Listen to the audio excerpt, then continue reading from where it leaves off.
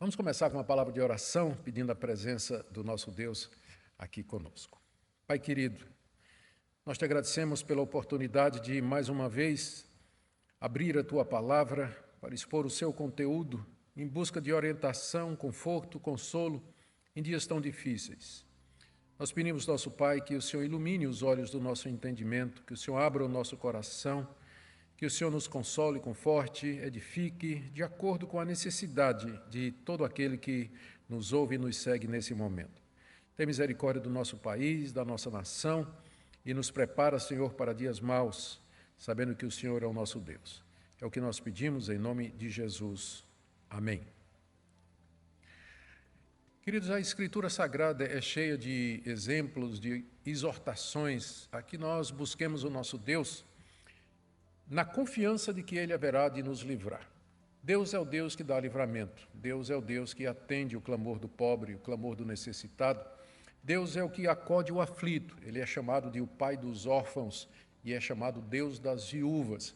É o Deus que tem compaixão pela sua criação, que caiu, que mergulhou no pecado e sofre as consequências da desobediência. Deus é um Deus compassivo e misericordioso, particularmente para aqueles que o amam, para aqueles que o buscam.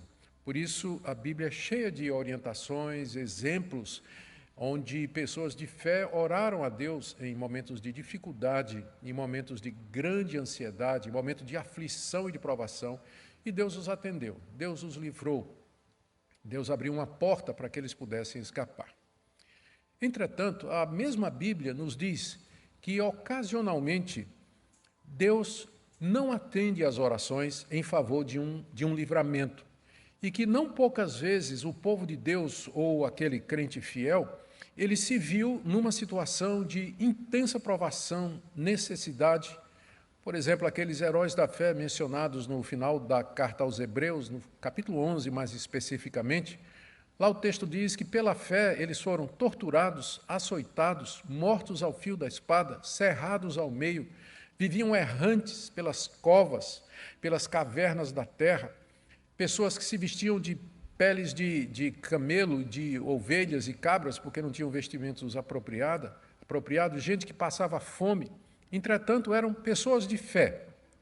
O que eu quero dizer é que é nosso dever sempre confiar no nosso Deus, e está correto, é bíblico nós pedirmos que Ele ouça as nossas orações e que Ele nos livre da provação, da dor e do sofrimento. Por exemplo, está corretíssimo, é lícito, é válido que nós busquemos o nosso Deus orando da seguinte maneira: Senhor, livra-nos dessa pandemia, livra-nos, ó Deus, dos seus efeitos na saúde, livra-nos, ó Deus, de um número maior de gente infectada e morta, livra-nos, ó Deus, do impacto financeiro que isso está tendo e ainda vai ter no nosso país. Livra-nos, ó Deus, dos efeitos desastrosos para a política do nosso país. Nós podemos e devemos orar dessa maneira. Deus pode nos atender, Deus pode nos livrar e, de repente, por um ato poderoso da sua graça soberana e dentro da sua infinita sabedoria, Deus tem todos os recursos do mundo. Deus pode mudar essa situação completamente. Ou Ele pode deixar que nós passemos por ela. Ou Ele pode deixar que nós enfrentemos a epidemia, a infecção, a falta de condições básicas para a vida, perda de emprego, terrível recessão econômica, quebradeira de pequenas empresas, quebradeira de empresas maiores, e com isso a necessidade, a redução das condições para a vida e assim por diante. O ponto é, nós continuaremos fiéis a Deus, ainda que Ele resolva que não vai atender às nossas orações por livramento e que vai nos deixar passar pelo vale da sombra da morte? Esse é o tema do livro do profeta Abacuque. Abacuque viveu em dias que antecipavam uma terrível invasão de um poder estrangeiro contra o seu povo. E ele clamou a Deus, ele pediu a Deus, mas Deus lhe revelou de que a invasão era certa e que, de fato, os babilônicos, os caldeus, viriam contra a nação de Israel e arrasariam completamente com o país, trazendo resultados desastrosos, desde a deportação até a morte e a exterminação completa do povo de Deus como nação naquele período. Abacuque, entretanto, depois de lutar muito com Deus a respeito dessa perspectiva, ele termina o seu livro com um coração confiante, dizendo aquelas palavras que são as mais conhecidas do livro: ainda que a figueira não floresça, ainda que não haja mantimento no campo, ainda que o gado seja exterminado, ainda assim eu confiarei no Senhor, meu Deus. Deus é a minha alegria e nele eu vou me regozijar.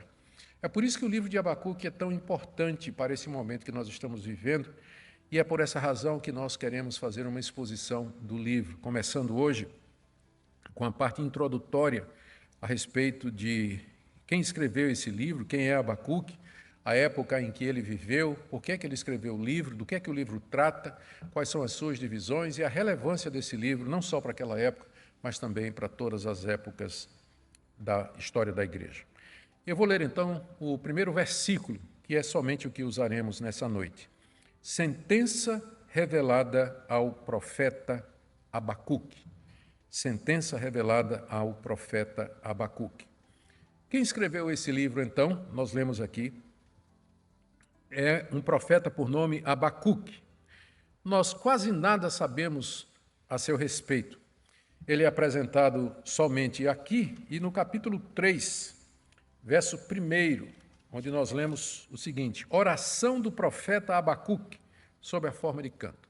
Esses são os dois únicos versículos do Antigo Testamento onde o nome desse profeta é mencionado. Nós não sabemos exatamente de onde ele veio, nós não sabemos qual é a sua linguagem, a sua linhagem. O que nós sabemos é que talvez o seu nome venha da palavra hebraica que significa abraçar, que pode significar que Abacuque foi aquele que abraçou-se com Deus no meio da crise, mas isso é apenas uma especulação. Segunda coisa que nós podemos saber a respeito dele é que ele é referido como profeta, tanto aqui no capítulo 1, verso 1, quanto no capítulo 3, verso 1, o profeta Abacuque. Ou seja, aparentemente ele já era conhecido entre a sua audiência, conhecido entre aqueles a quem para quem ele escreveu o livro e a quem entregou o livro. Havia muitos profetas na nação de Israel. Sempre houve profetas na nação de Israel, mas Deus os levantava geralmente como o último recurso, quando o rei se desviava do culto a Deus, quando os sacerdotes corrompiam o culto e quando os juízes, subornados pelos ricos e poderosos, deixavam de fazer justiça e oprimiam o pobre e o necessitado, dando sentenças que favoreciam aos ricos. Deus então levantava os profetas para trazer uma palavra de advertência, uma palavra de reforma, de chamado ao arrependimento, para que a nação se voltasse para Deus, esquecesse os deuses estranhos e voltasse a praticar a justiça. E para isso o profeta recebia visões e revelações da parte de Deus, não somente quanto ao futuro da nação de Israel, mas também quanto ao futuro das nações ao redor de Israel. Os profetas viam o futuro de governantes específicos e também falavam a respeito do reino messiânico, da chegada daquele que era esperado por Israel e que viria nos fins dos tempos. Mas, acima de tudo, o profeta era um pregador, ele era um reformador, ele era um mestre que chamava o povo a voltar a Deus, baseado na aliança que Deus tinha feito com a nação de Israel, baseado nos mandamentos que Deus havia dado à nação através do legislador. Era isso que ele fazia a maior parte do tempo. Às vezes, erroneamente, as pessoas pensam que os profetas, especialmente do Antigo Testamento, a função principal deles era ver o futuro e dizer o futuro. Na verdade, isso era uma parte daquilo que o profeta fazia e geralmente nem era a maior parte, porque o profeta estava ocupado em trazer aquela palavra da hora para o povo, aquela palavra necessária para o momento que o povo estava vivendo, ou advertindo, ou chamando ao arrependimento, ou apresentando conforto e consolo diante do caos, diante das dificuldades. Abacuque provavelmente ministrava ali em Jerusalém, quem sabe durante as assembleias e os cultos que eram realizados no templo. O fato é que ele era conhecido, tanto é que é apresentado como o profeta Abacuque. Existe uma possibilidade remota de que ele também tenha sido levita. Essa possibilidade é levantada por alguns estudiosos, especialmente alguns estudiosos antigos, pela seguinte razão. Primeiro, porque o capítulo 3 é uma oração que Abacuque compôs sob a forma de canto, capítulo 3, verso 1. E ao terminar o capítulo 3, Abacuque escreveu o seguinte: ao mestre de canto para instrumento de cordas. Ou seja, o capítulo 3 é um salmo que foi composto por Abacuque para ser cantado no templo com instrumentos de corda e para ser liderado pelo presidente do coral, pelo mestre do coral, aquele que regia os levitas. Então, isso não é evidência suficiente, porque Davi também compôs muitos hinos, muitos salmos para serem cantados, e Davi não era levita. Mas, considerando que algumas fontes antigas, não bíblicas, apontam para esse fato, existe essa possibilidade de que ele era também um levita que servia ali no templo. Isso aí talvez explique a extrema sensibilidade de Abacuque, a sua perspectiva espiritual, que o levava a sentir profundamente os pecados do seu povo. Então, é isso que nós geralmente podemos saber a respeito do profeta Abacuque. A época em que Abacuque viveu, profetizou e escreveu, nós já podemos ter mais alguma segurança, embora não tenhamos o suficiente para estabelecer uma data com certeza. O que sabemos é que Abacuque viveu na época em que o reino do sul, o reino de Judá, que era composto da tribo de Judá e da tribo de Benjamim, que tinha ficado leal a Davi quando houve a divisão depois de Salomão, Abacuque viveu no reino do sul, numa época em que esse reino havia se desviado dos caminhos de Deus. Isso acontecia muito no período do reino em Israel, tanto no reino do norte e no reino do sul. Dependendo do rei que se levantava, a nação se voltava para Deus ou então abandonava Deus e ia para os ídolos. Abacuque viveu numa época em que a nação havia abandonado a Deus. Ele se refere aqui no livro, como veremos na próxima exposição, à violência, iniquidade, opressão, contendas e litígios no meio do povo de Deus. Ele fala dos juízes que haviam se corrompido. Com certeza a idolatria estava sendo praticada e o culto a Deus estava sendo esquecido. E a essa altura, o Império Babilônico estava se levantando no horizonte político como sendo o próximo poder mundial, no lugar da Síria, que já dominava sobre Judá na época de Abacuque. Deus mostra a Abacuque a invasão dos caldeus.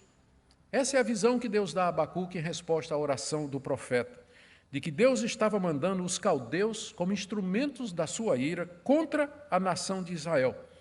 E a visão também diz, em seguida, de que, posteriormente, Deus haveria de castigar os babilônicos ou os caldeus. A profecia de Abacuque, que é a mesma profecia de vários outros profetas seus contemporâneos, aconteceu ou se cumpriu em 3 etapas, no ano 605, no ano 597 e no ano 586.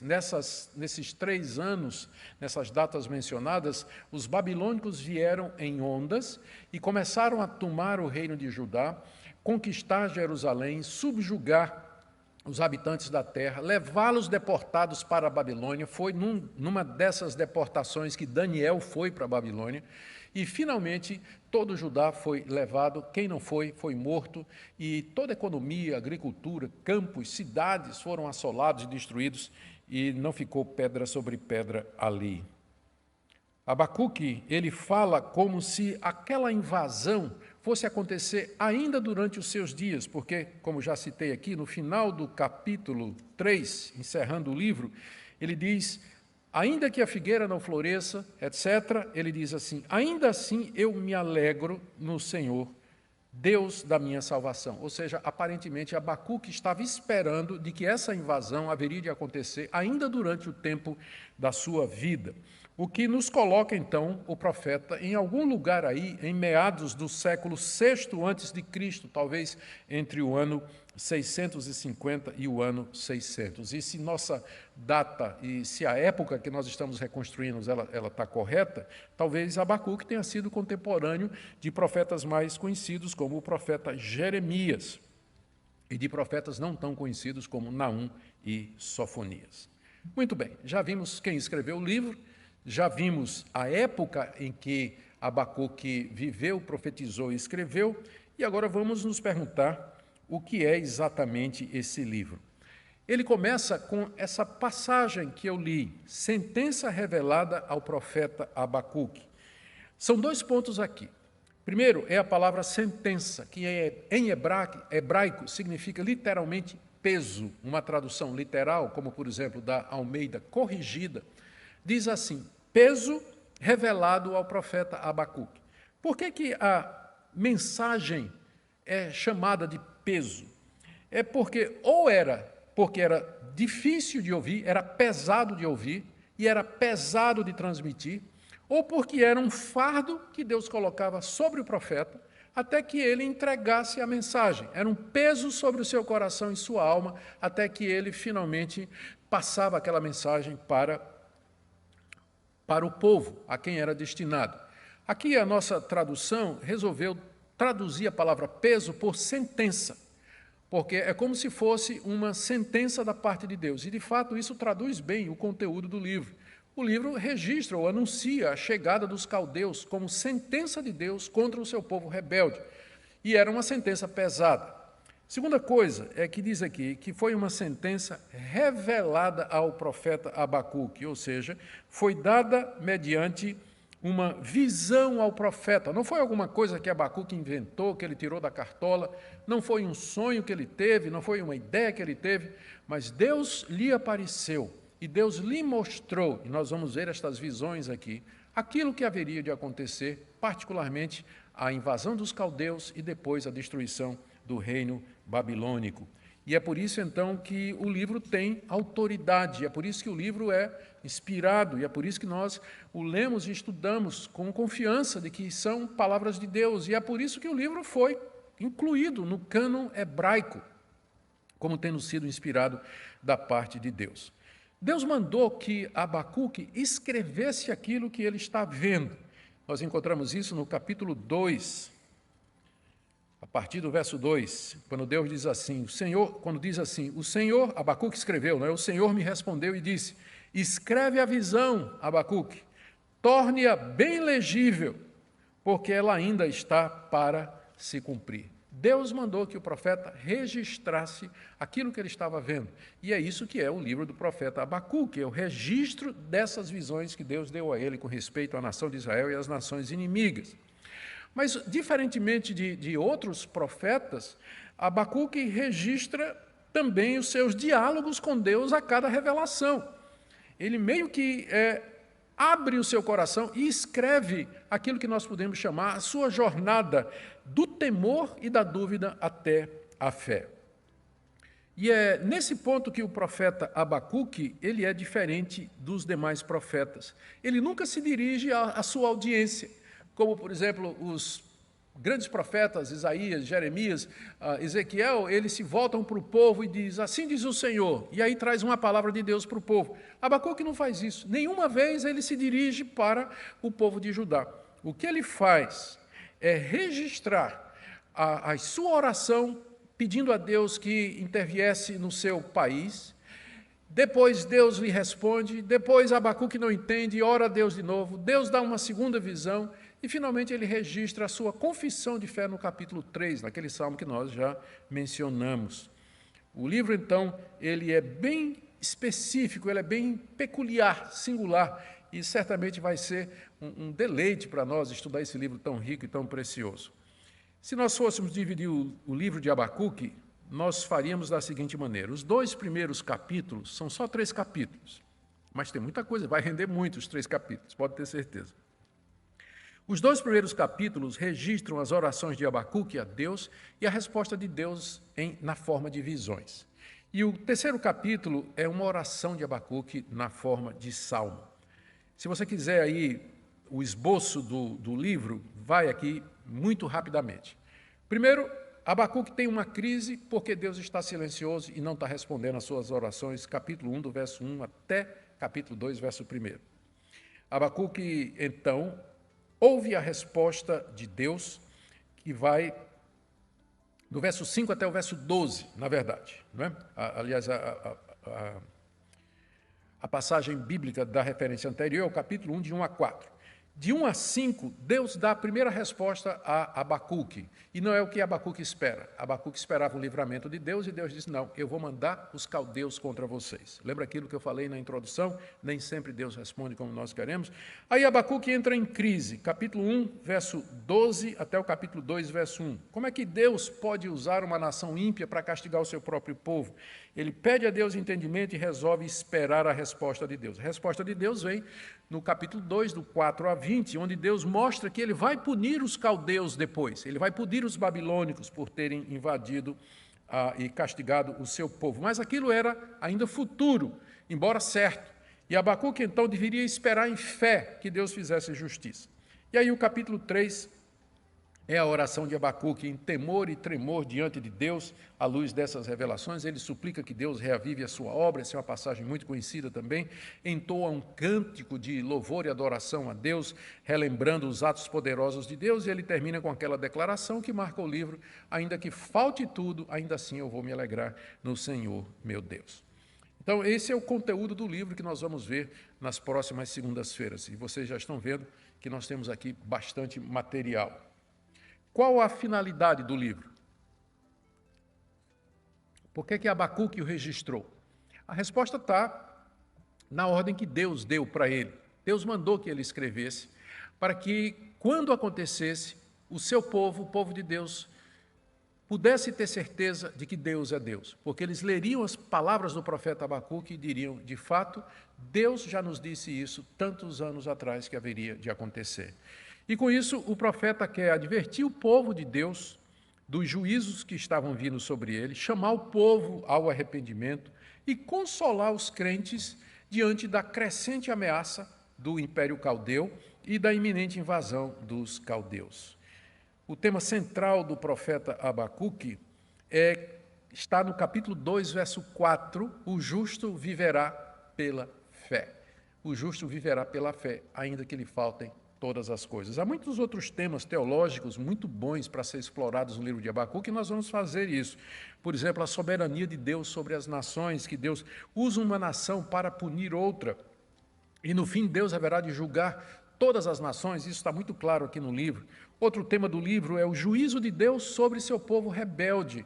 O fato de que Israel tinha uma aliança com Deus não fazia com que Israel estivesse blindado aos castigos temporais de Deus, como invasão, epidemia, praga, fome, peste. Se Israel desobedecesse a Deus, quebrasse a aliança, Deus com certeza viria com a espada da aliança para punir o seu povo rebelde.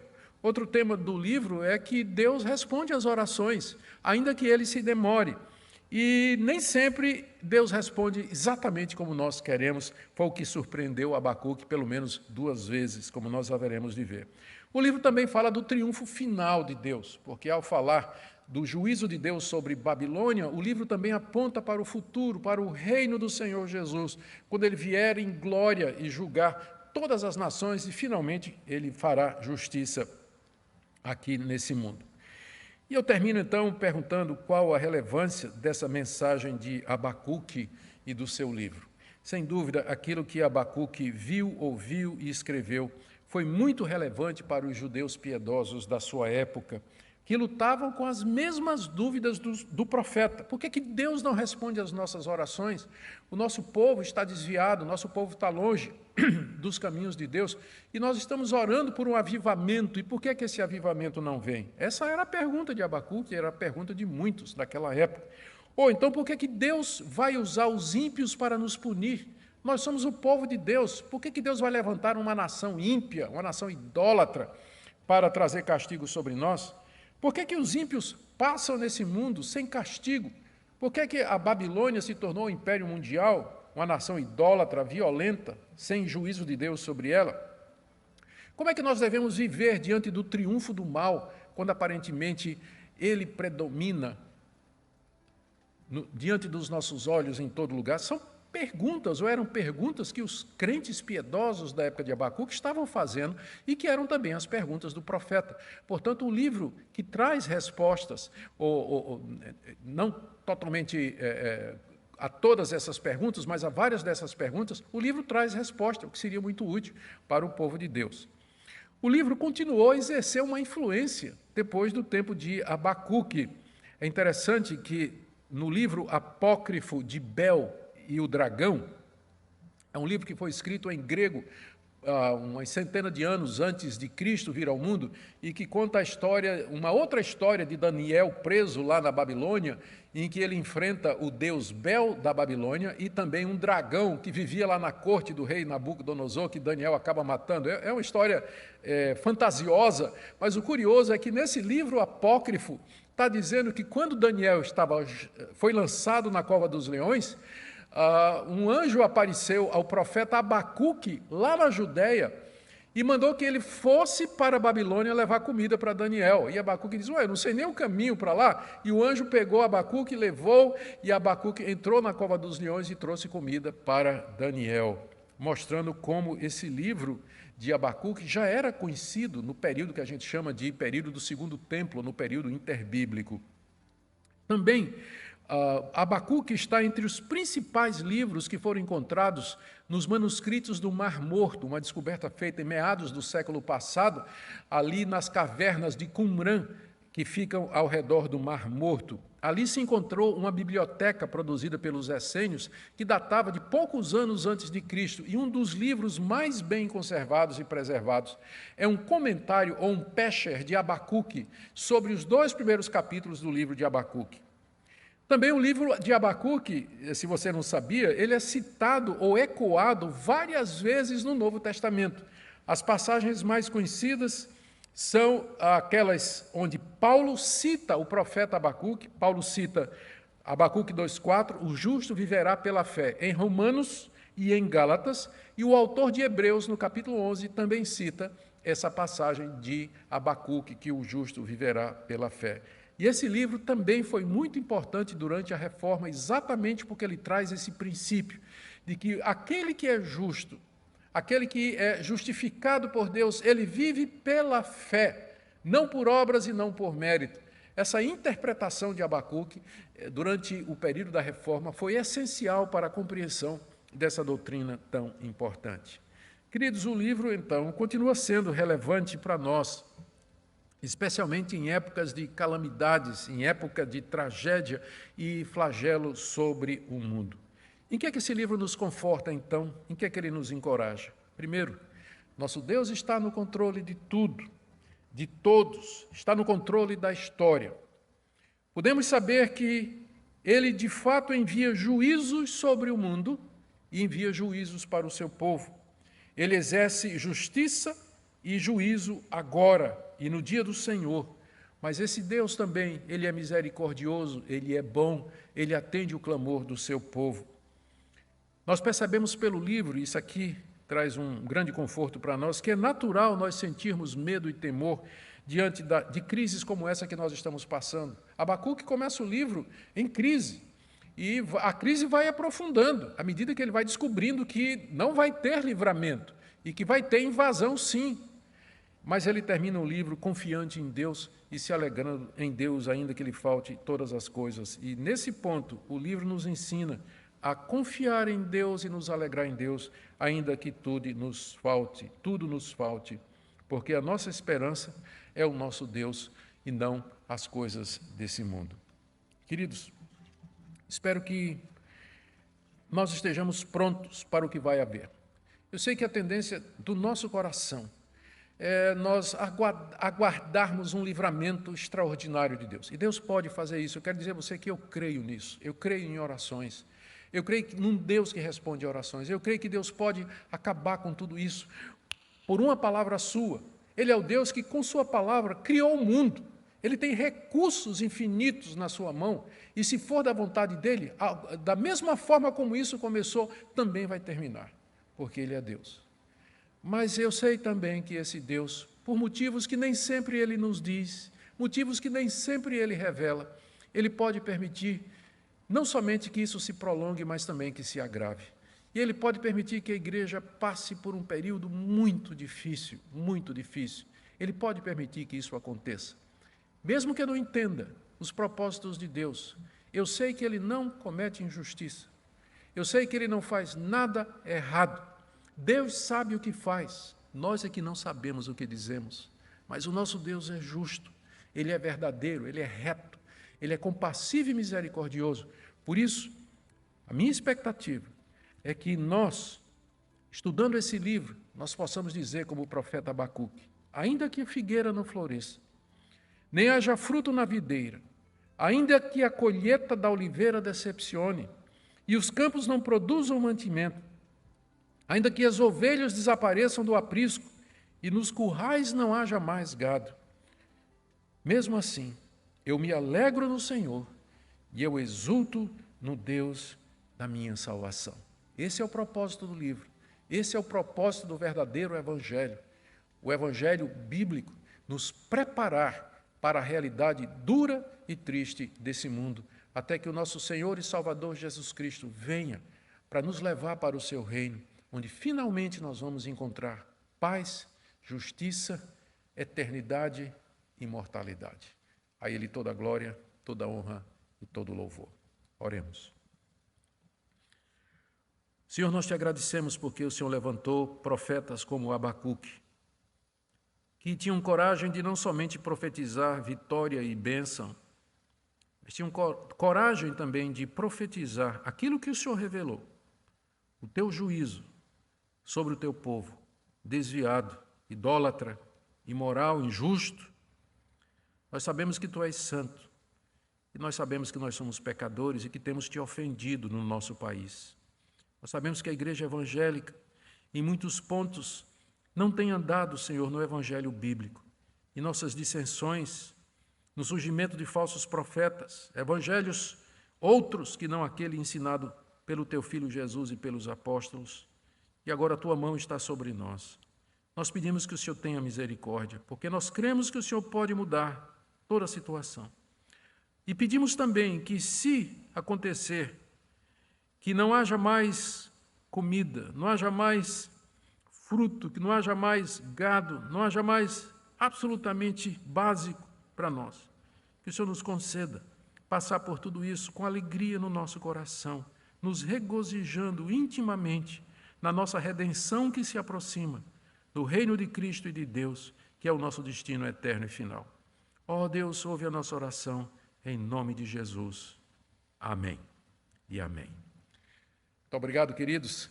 Nós vamos ter agora um período de perguntas e respostas. O Klaus, já mandou, Klaus, as perguntas para cá? Tá certo. Estou recebendo aqui a informação de que a internet está ruim. Ah, sim. Então ele está dizendo aqui, olha, a internet está com problemas, travando, é melhor não fazer as perguntas. Que pena, não é? Eu tenho certeza que você talvez tinha alguma pergunta, mas não tem problema. Na próxima segunda-feira nós estaremos aqui, com a graça de Deus, a internet vai estar melhor e nós vamos poder interagir. No próximo domingo, às 9 horas da manhã, nós estaremos transmitindo aqui da nossa igreja a exposição da Palavra de Deus e às 18 horas também, transmissão da exposição da Palavra de Deus aqui no canal do YouTube da Primeira Igreja Presbiteriana do Recife. Muito obrigado pela sua presença virtual, pela sua audiência, e até a próxima segunda-feira, se Deus permitir. Um abraço.